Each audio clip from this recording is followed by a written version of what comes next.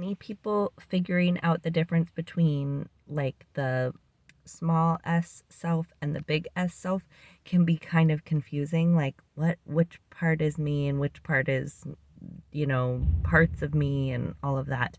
Um, the idea comes from Jungian psychology, and then IFS kind of ran with it and developed it.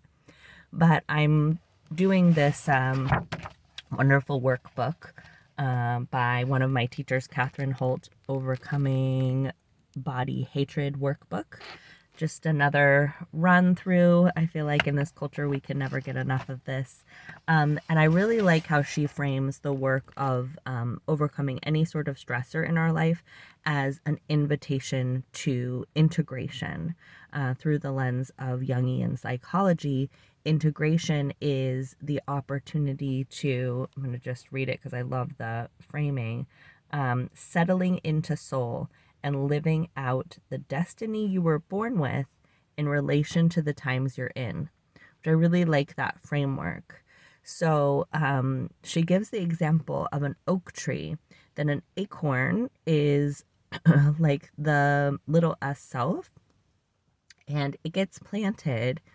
And then the big S self is the blueprint or the DNA that is within that acorn that says you're going to become an oak tree, right? So that's already there. It's already in there.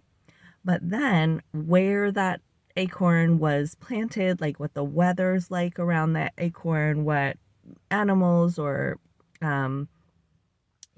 life is doing around that acorn where it got planted is all of the like environment in which you were, the times you're in, the environment within which you were born in. So as we move through life, we have this sense of like, okay, you're generally going to become an oak tree. We may not have the sense, but most of us have this feeling that there's something that's sort of guiding us, like that we can't explain, and that is not something that's coming from our thinking.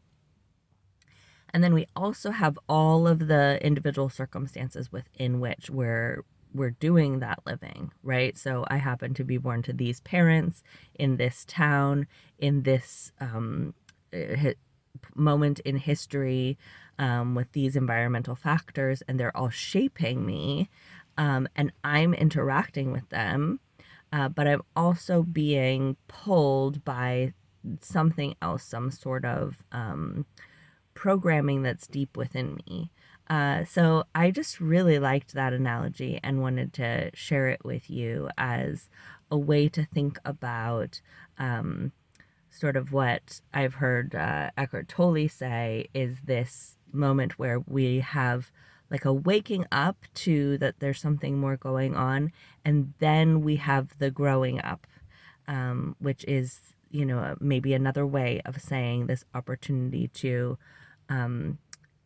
many people move through life just saying like, life is stressful, life is hard, it's not fair. And then we can, as we wake up, we have the opportunity to be like, oh, I can integrate. Like I was an acorn born into this certain forest at this certain time. And so I can, grieve. How does she say it? Embrace your longings, move through the griefs of life, face limitations and frustrations, all of which, you know, is this integral part of this human endeavor of understanding that we are both the acorn and the oak tree that the acorn becomes. Okay, I'll put the title of this workbook in the description. Love you.